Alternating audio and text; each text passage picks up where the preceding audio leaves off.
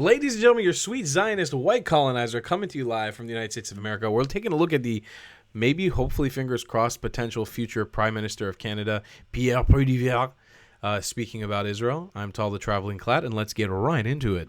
People can protest any cause they want. They can state any opinion they choose. And that will not change when I'm Prime Minister. I am running for Prime Minister to make Canada the freest nation on earth. So people are free to disagree with me on the Middle East or anything else. I have condemned people with my words, not with any proposed censorship, who have glorified the genocidal attacks by Hamas on Israeli civilians, which was the worst attack on Jews since the Holocaust. We have already a criminal prohibition on providing material support to listed terrorist organizations like Hamas. That should be enforced. If you donate, raise money, coordinate, recruit for Hamas, it is already a crime, and you should be arrested and prosecuted if you do that. Absolutely. At the same time, people are free to express any opinion they want, even when I find those opinions appalling. Finally, I don't agree with you conflating Palestinians with Hamas. They're completely different. The Palestinian people are not responsible for the evil of Hamas. Hamas is a terrorist dictatorship. It poses itself on Palestinians.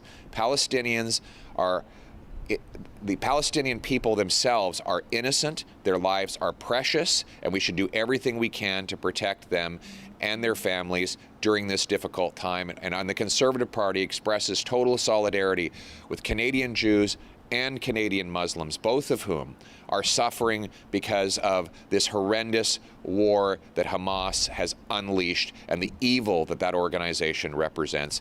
And in conclusion, we do believe Israel, like any other country, has the ability and the right to defend itself.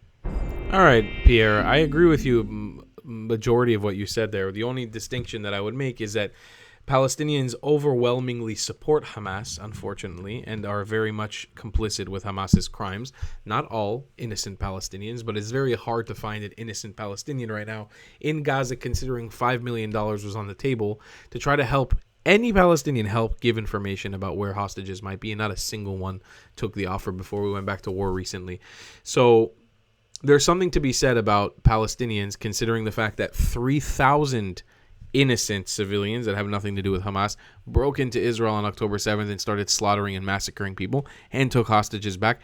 It's not exactly the correct statement to say that that Palestinians are innocent 100%. No. There is a high... I understand as a politician you can't come out and say Palestinians are in bed with Hamas, but you should be able to have a backbone enough to be like, listen, there's a large percentage of Palestinians that are extremists, that believe in Hamas and that support Hamas, and that's a problem, and we need to call it out. You should have the backbone to be able to say that. And the fact that you didn't in this speech is kind of disappointing. I agree with mostly everything else that you said, and your support of Israel has been very, very, very, very pleasing to the ears and very happy to hear. I'm very, very impressed by how supportive of Israel you have been. But that is an important point that we must remember, is that they are not innocent per se. There's a lot of Palestinians who are not innocent in the slightest and that very much support Hamas. And that's a massive problem on Palestinian society. And we need to foresee the end of that extremism within Palestinian society. I truly, truly believe in that. We need to propagate from all governments around the world the end of extremism in Palestinian society. We need to try to push that away. And yes, you could say there's extremism on the Israeli side. Fine, I'm with you. Whatever, there's extremism on the Israeli side. It's nowhere near. It's not even remotely close to what's going on in the streets of Gaza. It's not even remote. You can't compare the two. They're not one and the same.